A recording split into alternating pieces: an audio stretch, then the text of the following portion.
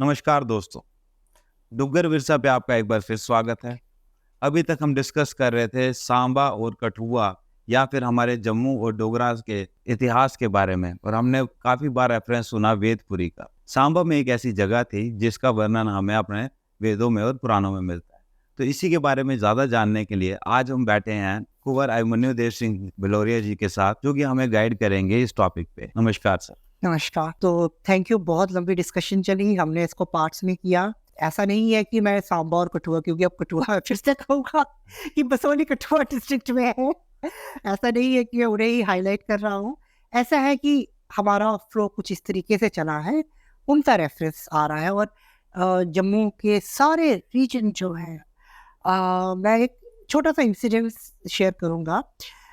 मेरे फ्रेंड्स मुझे video call करते थे ठीक। और मैं उनको बैठ जाता था। मैं बसोली से ड्राइव, या पठानकोट इज बाई ननिहाल, तो मैं वहां से ड्राइव करता हुआ आता था। ठीक।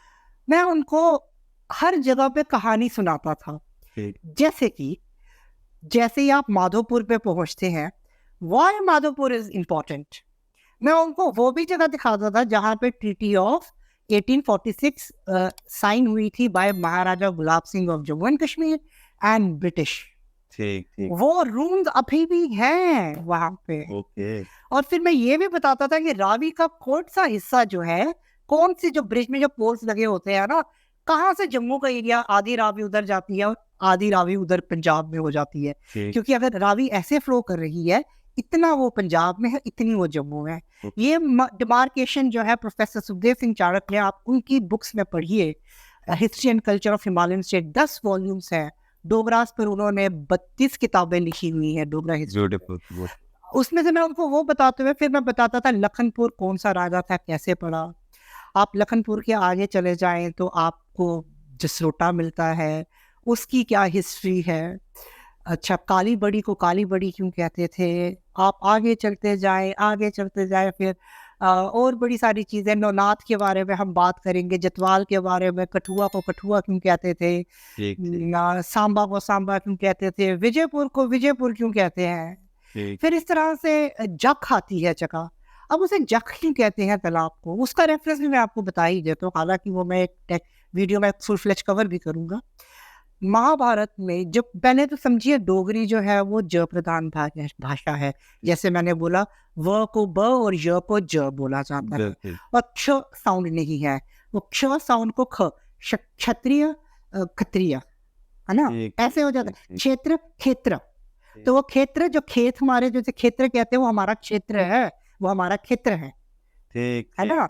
तो ये हाफ साउंड सिस्टम स्लाइडिंग क्ष, ये डोगरों में नहीं होता था। य को वो ज कर देते थे। तो ऐसा था। हमें एक रेफरेंस मिलता है महाभारत में, जब पांडव भ्रमण कर रहे होते हैं, ज्ञातवास, जंगलों में भटक रहे होते हैं ज्ञातवास में, उनको प्यास लगती है। एक तालाब में वो पानी पीते हैं, लेकिन वो यक्ष का तालाब होता है। वो उनसे प्रश्न पूछता है, लेकिन 4 पांडव तो बेहोश हो जाते हैं। युधिष्ठिर जवाब देता है। फिर आगे की स्टोरी हमें पता है, वो अपनी मासी के बच्चों के रिवाइवल करवाता है। क्यों करवाता है? वो तालाब एक्चुअली वो वही तालाब है जो आज हम गंदा खंदा देखते हैं। जख में जो तालाब है लेफ्ट साइड में, मेन रोड पे जो सिकुड़ की इतना सा रह गया है, और जिसमें दुनिया जहाँ का गंद हम फेंकते हैं, वो है यहाँ से महान पांडवों ने अपना पानी पी के अपनी प्यास बुझाई थी, और हम उसको कैसे मिसट्रीट कर रहे हैं। ठीक। तो वो यक्ष का तालाब था। य बन गया, क्ष ख बन गया, तो वो यक्ष जख बन गया। ओके। तो ये तो रेफरेंसेस हमें मिलते ही रहते हैं। जैसे कि आप बात कर ही रहे, आप सवाल मुझसे पूछ ही रहे हैं, तो बड़े सारे हमें जम्मू के रेफरेंसेस जो है, जैसे मैं और टेक्स्ट ऐड करना चाहूँगा। मत्स्य पुराण मैंने आपको बोला, देवी जो है हमारी देवी भगवत पुराण है, पद्म महापुराण है। इस तरह के बड़े सारे टेक्स्ट में हमें इनके रेफरेंसेस मिलते हैं। ठीक है। तो वेदपुरी के बारे में आपने पूछा, तो let me go back to the question. बड़ी इंटरेस्टिंग डिस्कशन चल रही है। आई विश कि मैं ऑनलाइन माध्यम की बजाय अगर मैं 1-to-1 लोगों से मिलता, तो सबके रिएक्शन देख के, एक ऑरेटर के लिए, स्पीकर के लिए, उसकी ऑडियंस के रिएक्शन बहुत मायने रखते हैं। बिल्कुल। बट आई एम श्योर हमारे इमोजीज और थम्स अप भी बहुत अच्छे रहते हैं। तो आप लाइक और सब्सक्राइब जरूर करिए, मैं भी कह रहा हूँ। बिल्कुल। तो अपने रिएक्शन ऐसे शो कीजिए, अच्छे वाले। गलत वाले आप मुझे पर्सनली फोन पे बता दीजिए। तो हम आगे बात करते हैं। तो हम बात कर रहे थे कि वेदपुरी के बारे में। जी वेदपुरी जैसे मैंने आप बता ही चुका हूँ, वो इसमें कैसे बसी थी, उसकी क्या हिस्ट्री हमें मिलती है।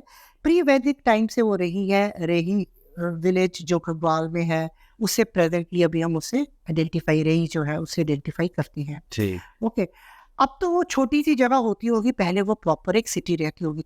टॉक टॉक वो हंड्रेड ऑफ ईयर्स अगो, है ना। यहाँ पे तो सरकार के तो कितनी अबंडेंट जगहें होती हैं, अबंडेंट बिल्डिंग्स होती हैं जो 40 साल में टूट जाती हैं, बिल्कुल। वो तो कई 100 साल बची रही। और ये वहाँ पे और वेदपुरी में एक रिवर है जिसे हम बेई नाला आजकल कहते हैं ना, बेई नाला जो हम जिसे हम आजकल कहते हैं, वो एक बड़ी ही वैदिक और पुरानी रिवर है जिसके साथ हम नाला शब्द यूज कर लेते हैं। बेसिकली नाला is not a bad, it means a track of river. Okay, but हम यूजुअली नाला और नाली जो है किसी और कॉन्टेक्स्ट में आजकल यूज करते हैं। तो बेई नाला जो है, जो कि वैदिक और पुराणों में इसका एक रिवर का रेफरेंस आता है, जिसे ब्रह्म विद्या नाम की नदी के नाम से जानी जाती थी। और ये जो वेदपुरी है और जो ब्रह्म विद्या जो है, ये एक हिमाद्री पर्वत जो है, जिसने जैसे मैंने आपको बताया मत्स्य पुराण में इसका रेफरेंस आता है, भगवत पुराण में इसका रेफरेंस आता है, पद्म महापुराण में इसका रेफरेंस आता है, जो कि पनगोत्रा जी ने क्लेम किया है, आइडेंटिफाई किया है, इसमें आती है।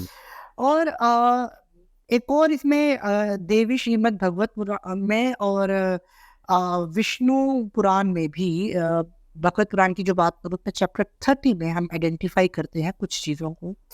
और वो ये है कि महाराजा आयु जो कि प्रजापति अत्रि से, जिससे अत्रि गोत्र स्टार्ट हुआ है, उनकी 4th जनरेशन जो थी, उन्होंने वेदपुरी को बहुत ही ज़्यादा फ्लॉरिश करवाया था, बेसिक लेवल पर उसका स्ट्रक्चर बनाया था। और महाराजा नाहुश हुए थे जो कि बहुत ही पावरफुल थे, और उन्होंने उसकी एक्सपेंशन भी अपने टाइम पर की थी। और उन्होंने बड़े सारे ब्राह्मणों को, आश्रमों को, जैसे कि मैं बता चुका हूँ कि हमारे पूरे डोगरा रीजन में ही कम से कम 30 से 50 वैदिक आश्रम जो है आइडेंटिफाई हुए हैं। लोगों ने इतना काम किया है। तो वो लोग जो थे, उनमें उन्होंने बड़े सारे रिवर्स को, पॉन्ड्स को, लेक्स को, आश्रमों को, ब्राह्मणों को, रिसर्चर्स, स्कॉलर्स को पैट्रोनाइज किया। एक पावरफुल राजा यही सब तो काम करवाता है, यही से उससे राइज होता है। तो वो उसमें उसका ये जो रेफरेंस आता है कि ब्रह्म विद्या जो है ना, वो एक लेक में फॉल करती है, और उस लेक का नाम है मद्र हृदय सरोवर। तो ये एरिया, जैसे मैंने बताया, बड़ी सारी लेक्स और सरोवर्स जो थी वहाँ पर बन चुके थे। तो आई थिंक वेदपुरी के पिछली वीडियोस में भी कुछ टिप्स हमारे रहे ही हैं, कुछ इसमें से भी आप मेन पार्ट आप इसमें से देख लीजिए। मैं उम्मीद करता हूँ whatever knowledge I am sharing after so much of hard work, not only from Charak sir's book, Pangotra sir's book also, referring to the Purans myself also, और गूगल तो है ही खैर, और ऐसे ऐसे लोग मेरे साथ एसोसिएट हो रहे हैं, वीरेंद्र जैसे। इसमें सिर्फ मेरी ही नहीं, हम लोग इस समय लगभग मिडनाइट में रिकॉर्डिंग कर रहे हैं, हमारे घर वालों की भी बहुत ज़्यादा कंट्रीब्यूशन। तो मैं उम्मीद करता हूँ हम सबका हार्ड वर्क आप लोगों को बहुत पसंद आया होगा। बिल्कुल सर। दोस्तों, मैं आपको एक बात कहना चाहूँगा लास्ट में, कि सर ने अपने हार्डवर्क की बात की, और इस चीज़ का प्रमाण मैं आपको दे सकता हूँ, क्योंकि इन्होंने 10 किताबें लिखी हैं, जिसमें से इनका बहुत ज़्यादा फोकस रहा है डोगरी कल्चर पे। और जैसे कि आप सब ये वीडियोस देख के समझ ही गए होंगे कि इन्होंने कितना डीप डाइव इन किया है, प्री वैदिक टाइम से लेकर रामायण महाभारत तक के हमें रेफरेंसेस दे दिए। दोस्तों, ये सब जानने से मुझे बहुत खुशी मिलती है, और मुझे सबसे ज़्यादा खुशी मिलती है ऐसे लोगों से मिलने से जो कि अपना टाइम और एनर्जी डिवोट कर रहे हैं हमारे डोगरा कॉज के लिए।